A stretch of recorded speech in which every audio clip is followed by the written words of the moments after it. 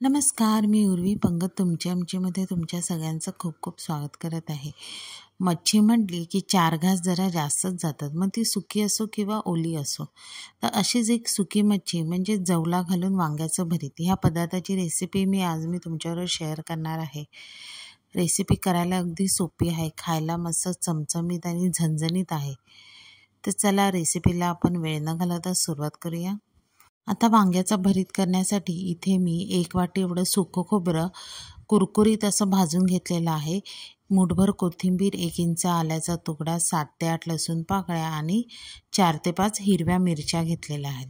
आता इथे मी थोडीशी सफेद कलरची अशी वांगी घेतली आहेत. त्यामध्ये मी 4 असे कट करून घेतलेले आहेत. उभे चिरलेले बटाट्याचे काप आहेत. 1 उभा चिरलेला टोमॅटो घेतलेला आहे. आता इथे मी सुका जवला भाजून 4 ते 5 वेळा स्वच्छ धुवून घेतला आहे. मालवणी मसाला, हळद, गरम मसाला पावडर, हिंग आणि चवीपुरतं मीठ. आता इथे जे आपण भाजलेलं वाटण होतं ते मिक्सरमध्ये पाणी घालून बारीक वाटून घ्यायचं आहे. फक्त वाटताना आपण इथे घट्ट वाटायचं आहे, पातळ वाटायचं नाही आहे.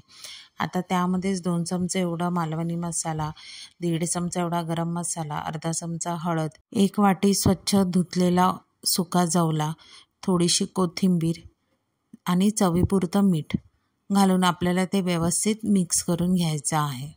आता ह्यामध्ये मीठ मी वाटणाच्या प्रमाणाचं आणि थोडंसं जास्त असं मीठ मी इथे ॲड केलेलं आहे. आता हे छानसं असं मिक्स झाल्यावर आपण ते वांग्यामध्ये अगदी दाबून दाबून भरून घ्यायचं आहे आणि सगळी वांगी अशा प्रकारे भरून आपण तयार करून ठेवायची आहेत. हे बघा, हे आपले वांगे भरून तयार झालेले आहेत. आता आपण ह्याला फोडणी देऊया. फोडणीसाठी इथे मी थोडं जास्त तेल वापरलेलं आहे.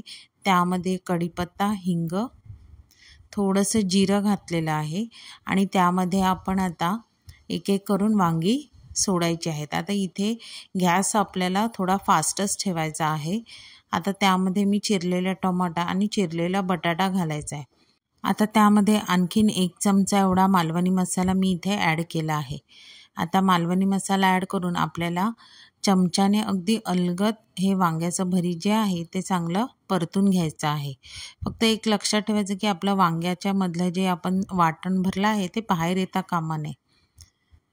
आता फास्ट गॅसवरच झाकण ठेवून आपल्याला 3 ते 4 सेकंदासाठी चांगली त्याला वाफ आणायची आहे.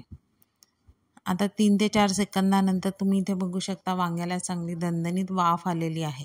आता काय करायचं, ह्या स्टेजला आपण गॅस मिडियम ठेवायचा आणि जे उरलेलं वाटण होतं ते त्यावर घालायचं आहे आणि एक थोडंसं पाणी म्हणजे जवळजवळ इथे मी एक अर्धी वाटी एवढं पाणी घातलेलं आहे आणि ते आपण ह्या वांग्याच्या भरीतमध्ये ॲड करायचं आहे आणि झाकण लावून आपल्याला हे वांग्याचं भरीत चांगलं शिजू द्यायचं आहे.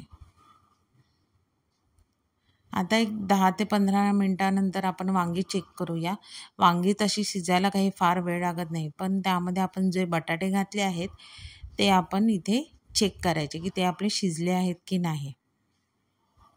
आता पुन्हा मी 5 मिनटासाठी झाकण लावून ही वांगी चांगली शिजू दिली आहेत. आता 5 मिनटानंतर तुम्ही बघू शकता वांगी आपली चांगली शिजलेली आहेत. आपल्या रश्श्याला चांगलं तेल सुटलेलं आहे. आता आपण इथे बटाटे चेक करूया. आता तुम्ही इथे बघू शकता आपली बटाटेसुद्धा शिजली आहेत.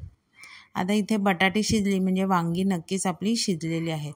म्हणजे आपलं हे जवला घातलेलं वांग्याचं भरीत तयार झालेलं आहे.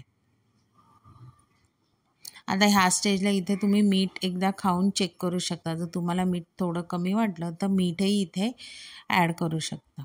आता इथे मी शेवटी कोथिंबीर घातलेली आहे आणि आपलं वांग्याचं भरीत तयार झालेलं आहे. बघूनच तोंडाला पाणी सुटलं की नाही. आता हे वांग्याचं भरीत मस्त तुम्ही गरम गरम तांदळाची भाकरी किंवा पिठी भात ह्याबरोबर हे बेस्ट कॉम्बिनेशन आहे. तुम्ही नक्की हे वांग्याचं भरीत भाकरी किंवा पिठी बरोबर ट्राय करा आणि ही रेसिपी तुम्ही ट्राय करून बघा. जर रेसिपी तुम्हाला आवडली तर रेसिपीला लाईक करा, शेअर करा, कमेंट करा.